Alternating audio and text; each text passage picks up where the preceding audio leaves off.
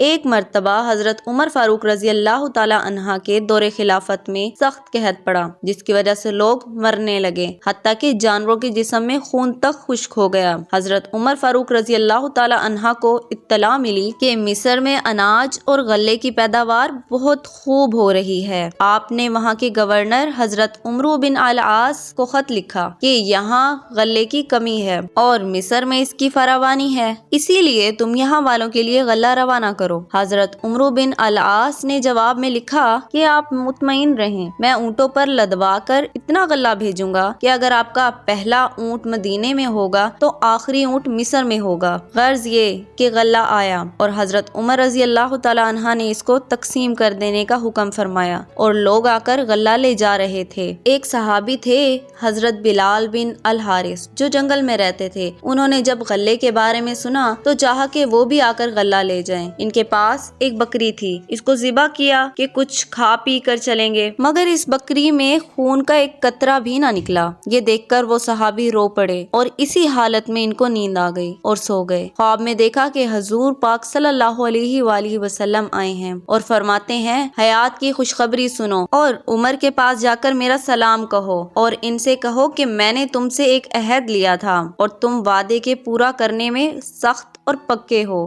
بس عقل سے کام لو۔ حضرت بلال بن الحارث حضرت عمر رضی اللہ تعالیٰ عنہ کے دروازے پر حاضر ہوئے اور ان کے خادم سے فرمایا کہ حضرت عمر رضی اللہ تعالیٰ عنہ سے رسول پاک صلی اللہ علیہ وآلہ وسلم کے قاصد کے لیے اجازت لو۔ حضرت عمر رضی اللہ تعالیٰ عنہ یہ سن کر خود باہر تشریف لائے، انہوں نے ساری بات آپ کو بتائی۔ حضرت عمر رضی اللہ تعالیٰ عنہ گھبرا گئے اور باہر نکل کر لوگوں کو جمع کیا اور منبر پر کھڑے ہو گئے اور فرمایا کہ میں تم کو اللہ کی قسم دے کر پوچھتا ہوں کہ کیا میرے طرز عمل میں آپ حضرات نے کوئی بری بات دیکھی؟ تو لوگوں نے کہا نہیں۔ حضرت عمر رضی اللہ تعالیٰ عنہ نے صورتحال بیان کی تو بعض صحابہ نے کہا کہ آپ کی غلطی یہ ہے کہ آپ نے قحط سالی کے اس موقع پر اللہ تعالیٰ سے مانگنے کی بجائے اپنے گورنر سے غلہ طلب کیا، اور یہی بات حضور پاک صلی اللہ علیہ وآلہ وسلم کو پسند نہیں آئی۔ تو حضرت عمر رضی اللہ تعالیٰ عنہ نے فرمایا ہاں یہی بات ہے۔ پھر آپ نے نماز استسقاء پڑھی اور حضور پاک صلی اللہ علیہ وآلہ وسلم کے چچا حضرت عباس رضی اللہ تعالیٰ عنہ کا واسطہ دے کر اللہ سے دعا فرمائی۔ اتنے میں لوگوں نے دیکھا کہ بادل منڈلا رہا ہے، پھر بارش ہونے لگی۔ تو اس واقعہ سے ہمیں یہ معلوم ہوا کہ اللہ ہی کی طرف ہر معاملہ میں رجوع کرنا چاہیے، کیونکہ اللہ ہی حاجت روا اور مشکل کشا ہے۔